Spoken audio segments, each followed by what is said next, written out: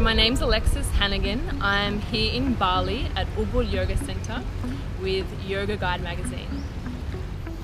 So Kundalini Yoga is a mixture of postures, so asanas, using the physical body, and breathing, mudras, so finger positions, hand positions, mantras, and meditation. So we put all these different tools and techniques together in one go to create the quickest change in how we feel.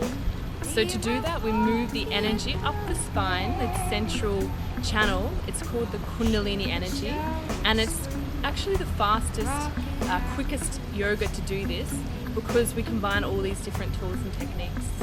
So Kundalini Yoga, it came from India.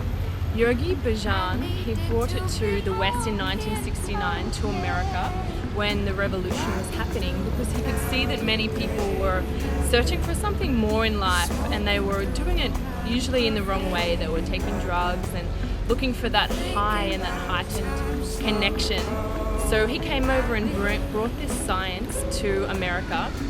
So it's a science of energy balancing, and it was originally from the Sikh religion in India, handed down to the saints and sages, kept secret actually, and it eventually trickled down to the royals and people that were having the power at that time, and now it's eventually and gradually become more mainstream, where he brought it to America and focused mainly actually on women, to give this technology to people, women, to cultivate this divine Shakti, this feminine, leaning on this the Kundalini energy, to cultivate it and to empower, so it can create a global shift to more the feminine energy.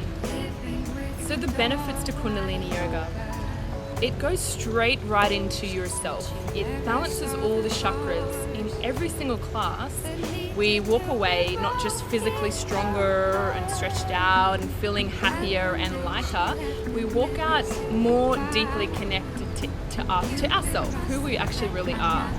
So if you don't want your life to change, I wouldn't maybe come into the class, because your life does change. It opens all the chakras, it connects you to your Satnam. So your Satnam means the truth of who you are. And when you start to access that truth, we do it through the chanting, the breath.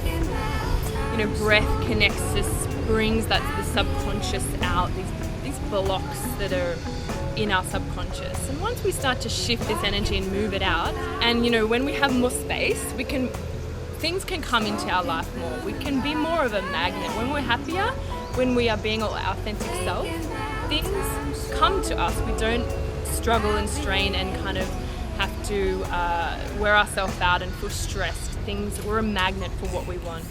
And one of the main benefits that it gives us is it connects us to our purpose. So we start to realize that we're here for something bigger. Maybe we're not just living the human existence. Maybe there's some kind of passion or deeper meaning to life, and this comes out because we're connecting deeper to our Satnam. So Kundalini Yoga can be seen as something that it's a very sacred technology and science. And so why is this?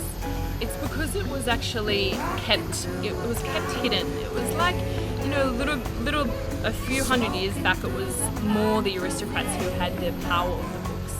So looking further back, this technology is super powerful. You do